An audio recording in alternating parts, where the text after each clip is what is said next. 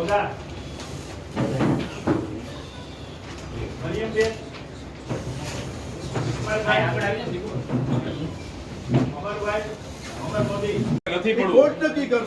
હું વિક્રમભાઈ બંધારણને કાલે બાબા સાહેબનો જન્મદિવસ છે, માથા ઉપર બંધારણ રાખીને અમે ચાલશું, ક્યાંય અમે આગા પાછું ભારતીય જનતા પાર્ટી તરફથી ભારતીય જનતા પાર્ટીના જવાબદાર ક્યાંય ખોટું નહીં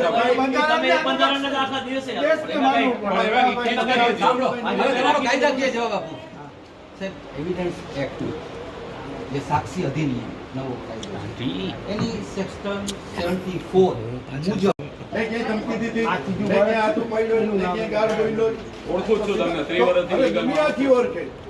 દલીલ કરો ને મારા દલીલ કરો, જવાબદારી આવે. અમે વકીલો રોજ કરીએ છીએ, એકબીજાની પરિચિત છે, લડીએ જ છીએ, અમે શાંતિથી લડી લઈએ.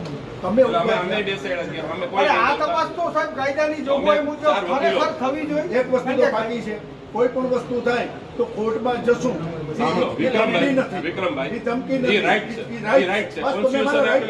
કબૂલ રાખ. અમે અમારા અધિકારીને પહેલા એ કીધું કે અધિકારી આપણા જે રાજકીય છે એને બેસાડો, આ વકીલોનો મુદ્દો છે, વકીલો લડી લઈ, કોઈ જાતનું પ્રેશર નહીં, ન્યુટ્રલ લડત થશે. ચૂંટણી પ્રક્રિયા પ્રમાણે અમે કાયદેસર ચાલશું. ઇન્દિરા ગાંધીની કોર્ટની છેલ્લું ભક્તિ અને જીલના તો એને છાપામાં આપ્યું છે કે મારે 2 બાળક છે. ભક્તિ ને જીલ તો મને એને આપ્યું છે, પણ બીજું બાળક જો જન્મનો દાખલો છે, જન્મનો દાખલામાં મારી વાત સાંભળો, એનું ક્યાં ફ્રોડ હોય? કારણ કે આરોગ્ય કેન્દ્રનું જેવું અનુમાન તો નહીં થઈ શકે.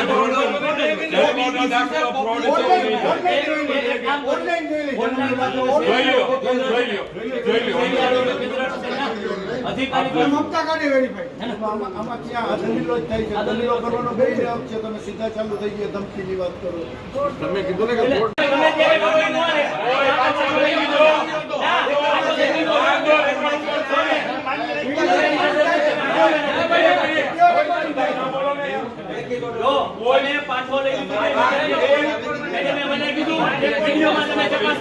હવે તમે એમ કહો કે આ નહીં, દબાવવાની કોશિશ ન કરો. માન્ય કે અમારી અધિકારી જાહેર કરે પછી થાય.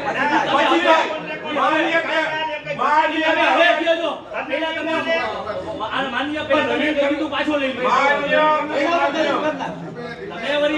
તમે એમ કીધું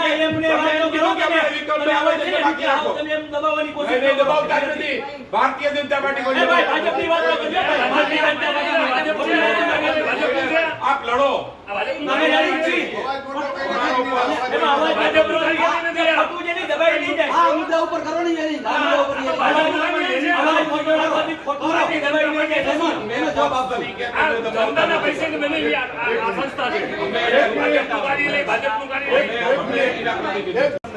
ભાઈ મારે શું કરવું છે ને શું નહીં હું અધિકારી આગળ વાત કરું છું. તમારાથી ખાઈ કરી લેજો ને.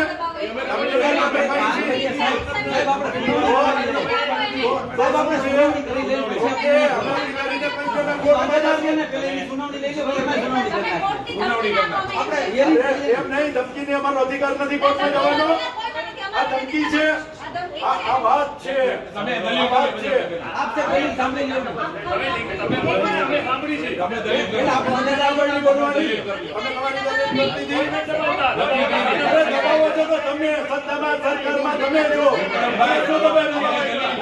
વાત કરીએ છીએ તો નથી કેવી તમે કરો છો એટલે અમારી ભારો આવશે.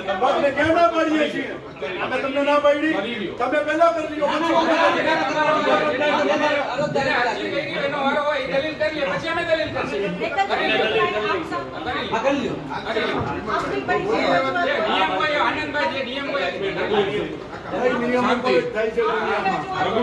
વિક્રમભાઈ તમે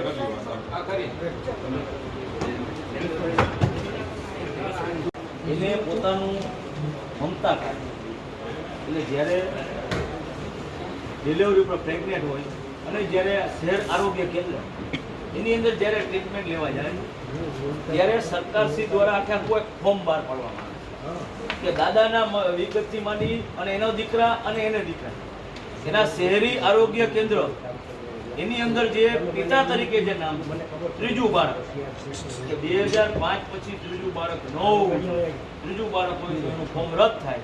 એના માટે દિયા અજયભાઈ વાઘેલો એના મમતા કાર્ડમાં ત્રીજું, એની જન્મ તારીખ 12/6/2023, એના મમતા કાર્ડની અંદર નોંધેલું છે ત્રીજું બાળક છે. પછી પાછળથી આ જે સર્ટિફિકેટ રજૂ કર્યું છે, એટલે અમે એમ કહીએ છીએ કાં તમે શહેરી આરોગ્ય કેન્દ્ર છે એને તમે ચકાસણી માટે બોલાવો, કારણ કે એના આધાર ઉપર જેની સારવાર થઈ હોય એના દાદાથી માંડીને પિતા સુધીના તમામ ન હોય, એમાં માતાનું નામે છે અને પિતાનું નામે છે, અને કા જન્મનો દાખલો ખોટો છે. સાંભળો, બે વાત છે, કારણ કે મમતા કાર્ડ ઉપર જ દાખલા આગળ નીકળે. એટલે અમારે એવી વિનંતી છે કે તમે ચકાસણી કરાવો શહેરી આરોગ્ય કેન્દ્રમાં. એના નંબર આપ્યા છે, આ સરકારની યોજના, સરકાર આખો ઓનલાઈન નંબર આપે છે. જો આ એના નંબર બહાર પડ્યા છે. આ નંબર તમે ચેક કરાવો નેટ ઉપરથી, એટલે તમને ખબર પડી જશે કે એમાં પિતા કોણ છે, માતા કોણ છે, એની જન્મ તારીખ કઈ છે. જન્મ તારીખ આ તમે જે ત્રીજા નંબરની છે એમાં એની જન્મ તારીખ 12/6/2023 જ છે. અને યારે અને એમાં એનું નામ છે દિયા અજયભાઈ પાસે. એટલે ચકાસણી કરી અને ત્રીજું બાળક 2005 પછી હોય તો ફોર્મ રદ કરો, એના સાથે આધાર પુરાવો રજૂ કરો. સાહેબ અમારી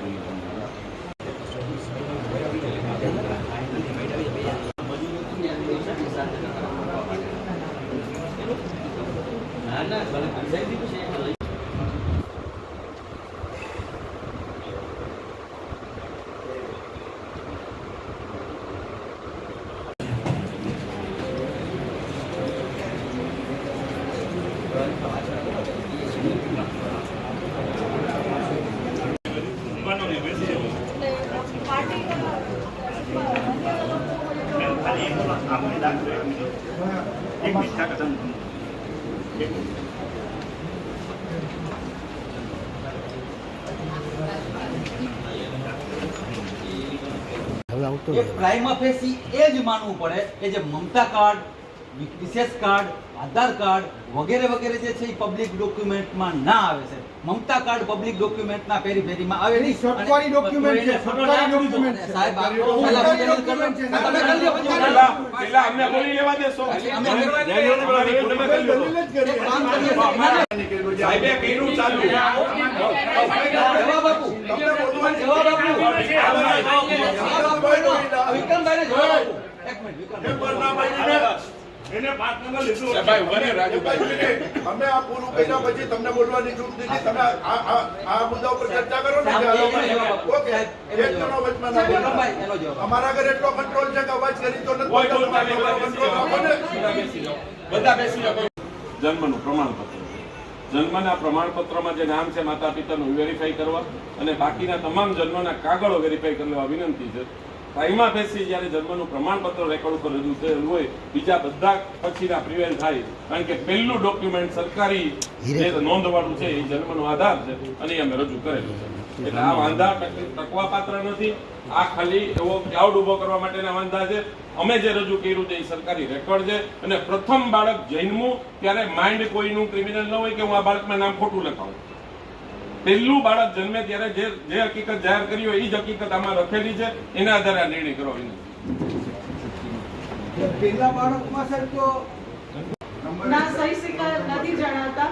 ભલે બેન જે તે ટાઈમે નીકળતું હોય એ બરાબર છે, પણ આ જે ઓથોરિટી જે ભારત સરકાર એને માન્ય રાખે છે, આ ભારત સરકાર ના થાય. એક મિનિટ, કોઈ શોધ નહીં. પણ આ તો સિરિયલ નંબર આપે, આ તો ના થાય. એવિડન્સ ચેક કરાવવું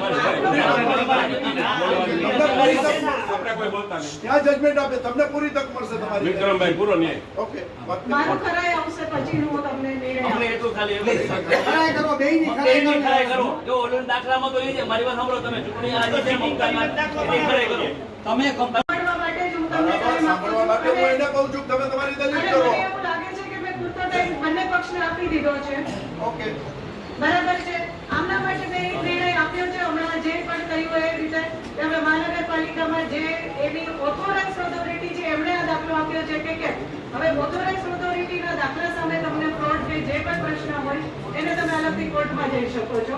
હું એકવાર એક કરાઈ કરાવું છું, ત્યાં સુધી આપ શાંતિ જાળવો.